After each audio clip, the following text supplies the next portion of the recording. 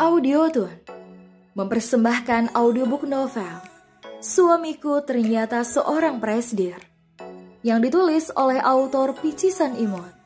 Pengisi suara Eve. Bagian 5. Saudara laki-laki songong.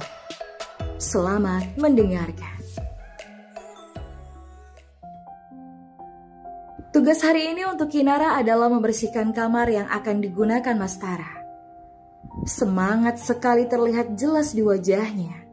Senyum terus saja tersungging tipis di bibirnya yang manis dan berwarna pink alami.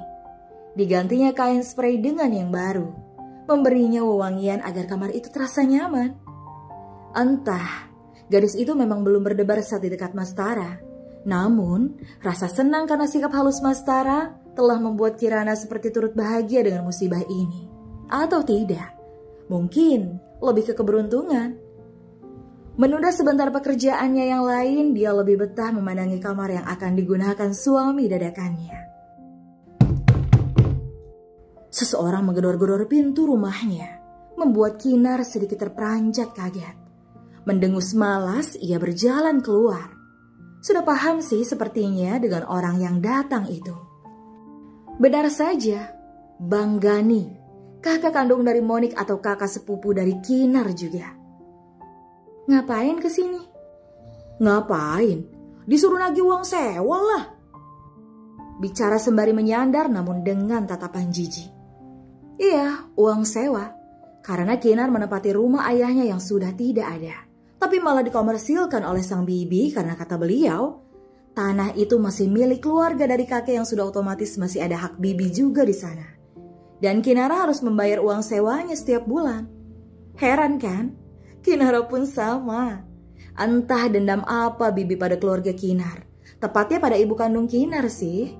Hingga ketidaksukaannya itu mendarah daging.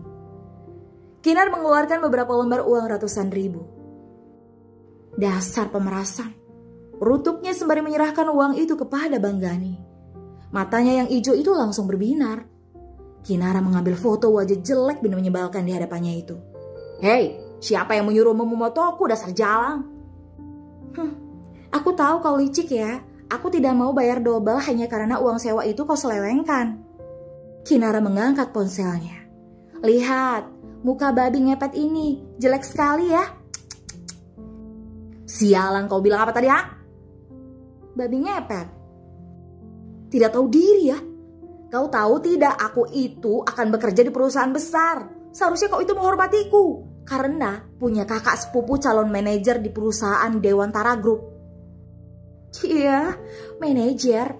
Tukang bersih-bersih maksudnya. Kurang ajar sekali kau. Tutup mulutmu itu dan jualan kopi saja sana. Kumpulkan uang buat bayar sewa. Jangan jual diri. Dasar rendahan.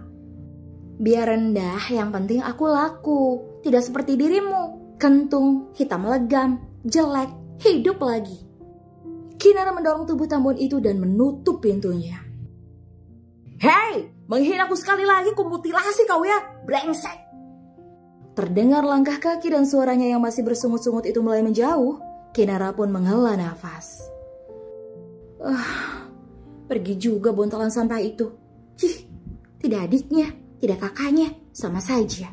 Belum lagi Bibi Santi. Memang benar, suatu keluarga kompak ya. Sangat menginginkan aku terdepak dari rumah ini. Kinara melanjutkan pekerjaannya sebelum akhirnya berangkat ke warungnya. Di sisi lain, seorang bos Dewantara tengah mengadakan peresmian penting. Pria itu terlihat berwibawa dengan setelan jasnya. Belum lagi dengan orang-orang yang sangat menghormatinya. Seorang wanita berpakaian menarik mendekati Leonard dengan buket bunga besar di tangannya. Berdiri di depan Leon. Pria itu terlihat menarik senyumnya saat mendapati Fiona di hadapannya. Lebih-lebih Ivan yang terletak sangat enak melihat tampang sok manisnya itu. Tanpa disuruh wanita itu sudah melingkari lengan Leon dan bergelayut manja. Selamat atas kesuksesanmu ya Leon. Aku turut bahagia. Kau benar-benar hebat. Leon tersenyum sinis. Aku tidak mengundangmu. Kenapa kau datang? Hunus Leon yang dibalas dengan kekehan Ivan. Leon, kau ini kenapa sih? Apa kau masih sakit hati karena aku meninggalkanmu dulu? Leon melepaskan lengan wanita itu. Ivan, schedule selanjutnya. Kita ada meeting di Hotel A, Tuan. Kita jalan sekarang saja. Leon, bungaku belum kau terima kan? Leon meraih bunga itu, lalu menyerahkannya pada seorang pelayan. Untukmu. Tuturnya. Jelas saja apa yang dilakukan Leon membuat Fiona naik pitam. Terlebih, Leon langsung pergi begitu saja tanpa menoleh ke arah Fiona. Leon! Pekik Fiona kesal. Ia hendak mengejar Leon. Ivan pun berdiri di hadapannya menghadang langkahnya. Jaga etika Anda, Nona. Tuan Leonard sudah bukan kekasih Anda lagi. Nona tahu kan apa yang akan saya lakukan jika Anda masih mengganggu Tuan muda? Ucap pria itu dingin dengan tatapan yang menghunus tajam. Fiona pun menelan salivanya. Tidak bisa berkutik lagi ketika sang sekretaris pribadi Ivan Pranata sudah mengancamnya. Ivan membukakan pintu mobil untuk tuannya yang terlihat kesal karena ada Fiona di sana. Kenapa kau biarkan dia datang? Maafkan saya, Tuan. Saya lengah. Aku tidak suka. Hanya dengan berbicara itu, Ivan terus saja meminta maaf pada tuannya hingga berkali-kali.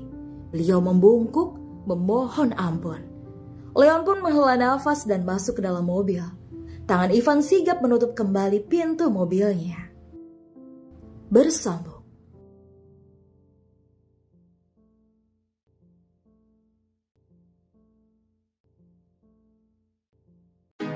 Kalau kamu mau dengar audiobook lebih banyak dan gratis, segera download Audiotune.